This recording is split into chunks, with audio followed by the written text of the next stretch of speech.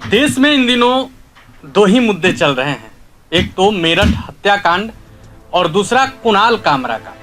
कुणाल कामरा का मुद्दा इतना तेजी से फैल रहा है जितना तेजी से शायद आग भी न फैलता हो। कहा जा रहा है कि कुणाल कामरा ने अभिव्यक्ति की आज़ादी का गलत फायदा उठाया है।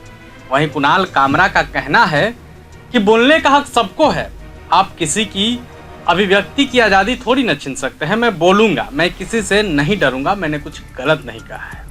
अब इस पूरे मामले में फेमस यूट्यूबर ध्रुव राठी की भी एंट्री हो चुकी है और ध्रुव राठी ने तो एक बार फिर से इस आग को ताज़ा कर दिया है। पूरा मामला क्या है हम आपको विस्तार से समझाएंगे। सबसे पहले तो हम ये आपको बता देते हैं कि आखिर ये मामला उठा कहाँ से। दरअसल Kunal Kamra stand up comedian करते हैं। वो अपने कॉमेडी के दौरान एक लाइन बोल दिए एकनाथ शिंदे पर। शिवसेना गुट के एकनाथ शिंदे जो हैं उन पर उन्होंने तंज कस दिया, उनको गद्दार बता दिया।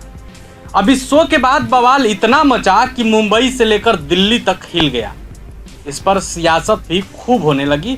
लोगों ने कुणाल कामरा को गिरफ्तार करने की मांग तक कर दी है। मुंबई के कई थानों में एफआईआर दर्ज भी है।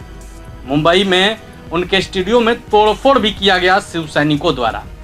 इस मामले पर खुद महाराष्ट्र के सीएम देवेंद्र फडणवीस और पूर्व सीएम उद्धव ठाकरे का भी बयान सामने आ चुका है। लेकिन अब इस पूरे मामले पर ध्रुव राठी का जब बयान आया तब और मामला तूल पकड़ लिया। ध्रुव राठी ने क्या लिखा है वो हम आपको बताएंगे, लेकिन उससे पहले हम आपको कुणाल कामरा का इस पूरे मामले के बाद जो बयान आया है वो बता देते हैं। सोमवार देर रात को कॉमेडियन कुणाल कामरा ने एक बयान जारी किया। कॉमेडियन कुणाल कामरा ने सोशल मीडिया प्लेटफॉर्म इंस्टाग्राम पर जारी अपने बयान में हैबिटेट क्लब में तोड़फोड़ की निंदा की।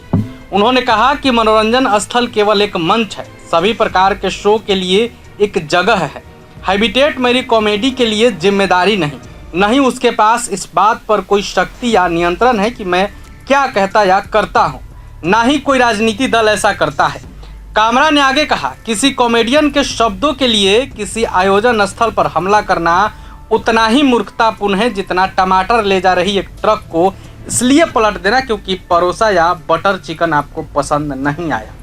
उन्हें मिल रही धमकियों को लेकर कामरा ने कहा कि भाषण और अभिव्यक्ति की स्वतंत्रता के हमारे अधिकार का उपयोग केवल शक्तिशाली और अमीर लोगों की चापलूसी करने के लिए नहीं किया जाना चाहिए। भले ही आज का मीडिया हमें अन्यथा विश्वास दिलाए।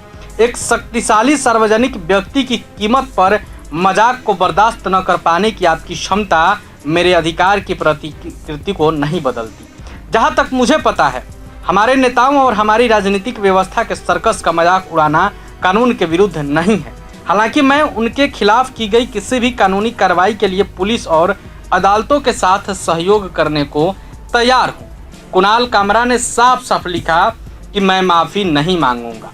कामरा ने लिखा कि जो लोग मेरा नंबर लीक करने या मुझे लगातार कॉल करने में व्यस्त हैं, मुझे यकीन है कि अब तक आपको एहसास हो गया होगा कि सभी अज्ञात कॉल मेरे वॉइस मेल पर जाते हैं, जहां आपको वही गाना सुनाया जाएगा जिससे आप नफरत करते हैं। कॉमेडियन ने माफ़ी नहीं मांगने की बात कही। उन्होंने लिखा कि चाहे जो भी हो जाए मैं माफ़ी नहीं मांगूंगा। अब इस पूरे मामले पर ध्रुव राठी, जो कि फेमस यूट्यूबर है ध्रुव राठी, उन्होंने कुणाल कामरा के इस बयान की जो कॉपी है उसको अपने एक्स हैंडल पर शेयर किया है और शेयर करते हुए क्या कुछ लिखा है जिसके बाद से मामला फिर तूल पकड़ लिया है वो भी हम आपको बताते हैं। ध्रुव राठी ने बस एक लाइन लिखा है। वो लाइन क्या है कि this is real 56 inch coach, मतलब 56 इंच का असली साहस यही है। तो जहां एक तरफ कुणाल कामरा का जमकर विरोध किया जा रहा था, तो वहीं दूसरी तरफ ध्रुव राठी ने कुणाल कामरा का सपोर्ट करके एक बार फिर से इस मामले को तूल पकड़ा दिया है। अब हालांकि देखना होगा कि आगे क्या कुछ होता है, लेकिन अब तक के जो मामले सामने आए हैं उसमें यही है कि कुणाल कामरा ने साफ साफ माफ़ी मांगने से मना कर दिया है और अब तो ध्रुव राठी जैसे लोग भी कुणाल कामरा के साथ आ गए। अब आगे देखना होगा कि क्या कुछ होता है। अब बने रहे प्रभात खबर के साथ। शुक्रिया। प्रभातखबर.com, विश्वास वही, रफ्तार नहीं।